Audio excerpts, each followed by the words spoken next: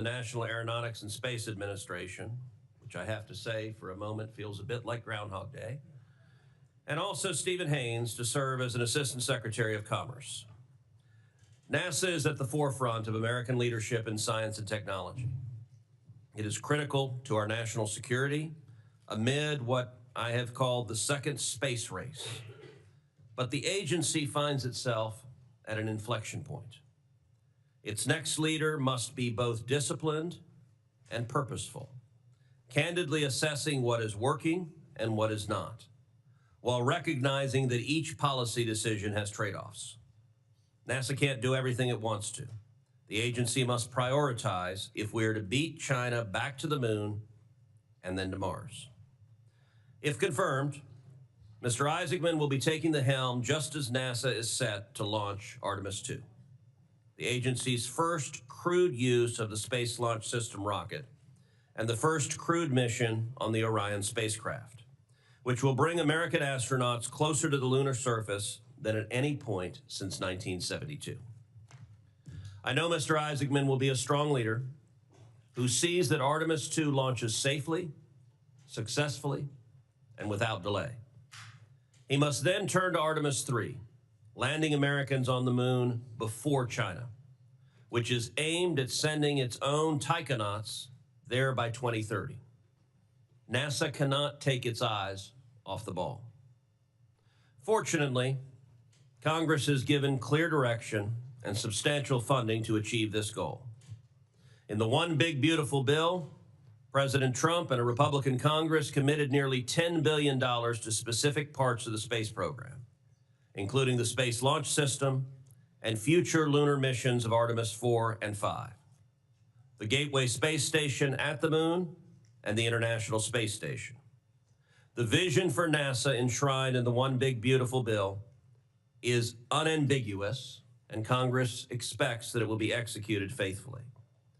And I will note that our friend and colleague, Senator Katie Britt from Alabama, has come to join us. Alabama obviously has intense interest in NASA and space, and Senator Britt, we welcome you to the committee this morning. Investments in hardware alone won't guarantee mission success. Equally indispensable is NASA's workforce.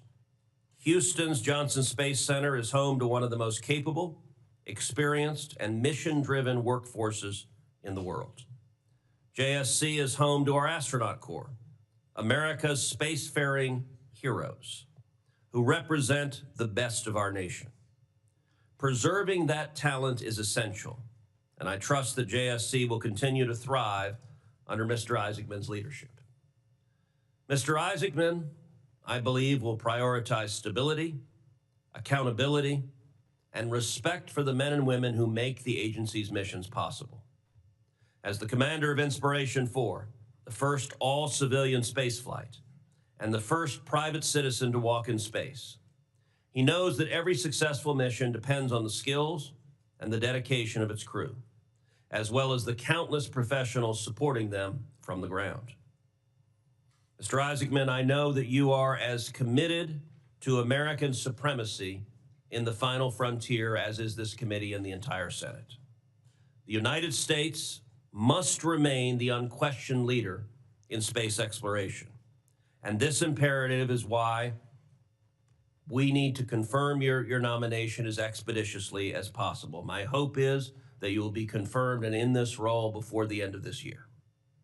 Finally, a word about our nominee to lead industry and analysis within the International Trade Administration at the Department of Commerce. If confirmed, Steven Haynes will also help us compete with China. He will support U.S. companies with actionable market intelligence, help them navigate trade barriers, and identify opportunities for expansion into foreign markets.